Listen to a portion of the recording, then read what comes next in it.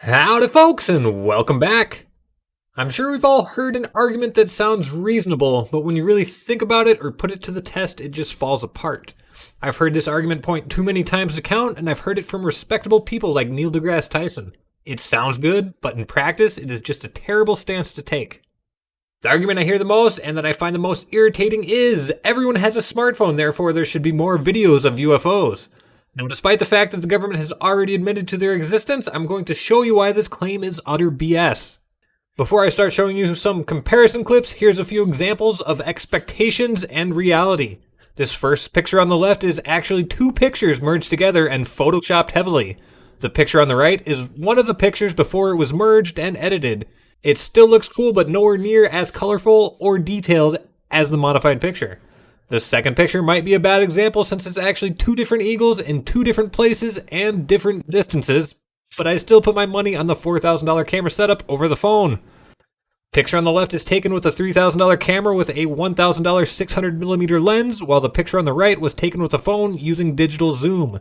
Still a pretty good picture, but it really does not compete with a professional camera.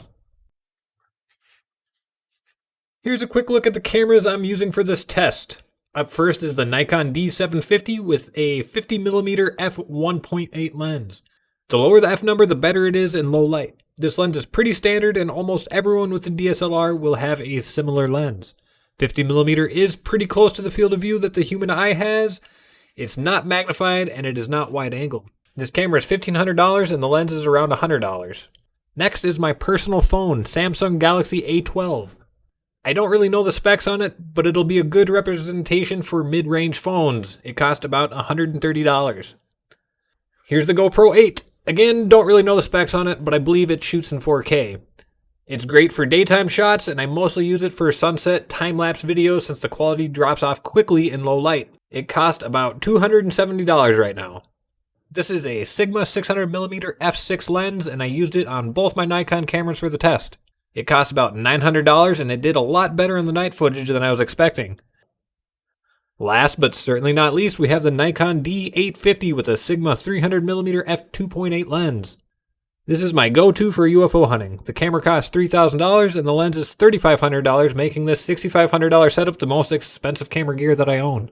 For the daytime test, according to Flight Radar 24 along with Google Earth, the approximate distance is 27 miles and 40,000 feet.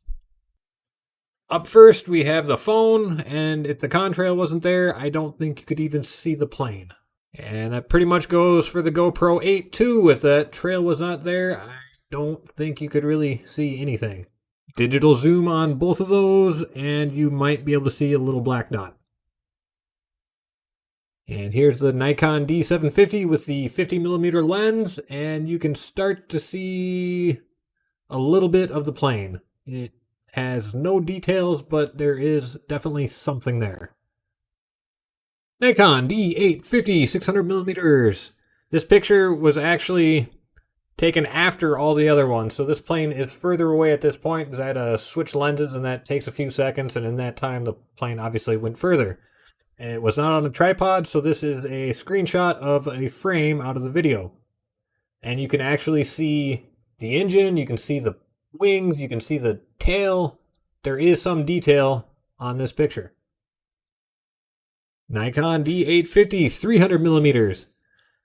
And you can see the wings and the engines and the tail, but they're definitely not as big as with the 600mm, and the 600mm was taken from further away, like I said.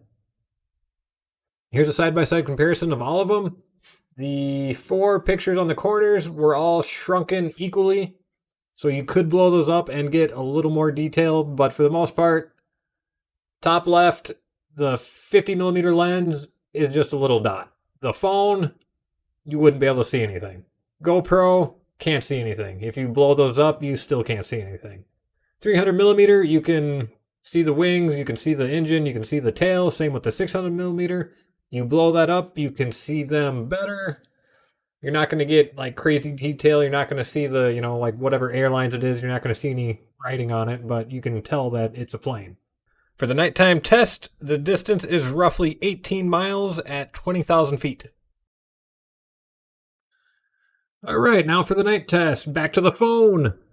If you look really closely, you can see a tiny dot, and you can even see it sort of blinking. You can't really tell what color it is, but you can tell that it's changing. And with the GoPro 8, you have to look really closely to tell that it's blinking. It is, yeah, it's actually really hard to see it. Nikon D750 50mm lens. I had the ISO settings cranked up way too high, which is why it's all fuzzy, but it does bring out more color and light. Now with this, you can actually see the stars, you can see the tree line, you can see the blinking, and you can even see the red light with it. Nikon D750 600mm lens. Now this is the one that I didn't think would do as good at night, but it actually did fairly decent. Nikon D850 300mm lens. You can clearly see multiple stars. You can see the blue and the red flashing lights. You can see the main light in the middle. It's pretty decent and clear. Here's a side-by-side of all of them, and the three on top, and you can magnify that as much as you want, and you're going to get absolutely no detail. The two on the bottom, you're still not going to get any detail, but you can clearly see the navigation lights and the headlight, main light in the middle, and the 300mm you can see multiple stars. The 600mm you can see some stars. So that is the difference in $100 and $6,500. There's absolutely no way you can expect a phone to get that good a detail of anything in the sky that far away during the day or at night. That argument is complete bullshit. And you might want to say that newer iPhones are better than my Samsung phone, which yes, I will agree, but I have used a newer iPhone and it is comparable to the Nikon 50mm lens, which is impressive, yes, but still it's not going to give you any detail of a plane or a UFO at any sort of distance. And I'm not saying don't pull out your phone and record something. By all means do so, but don't expect amazing results. If you can, get a tree or a star in frame to make it easier to determine what is actually happening. Even a tiny ball of light zipping around unnaturally is still pretty cool.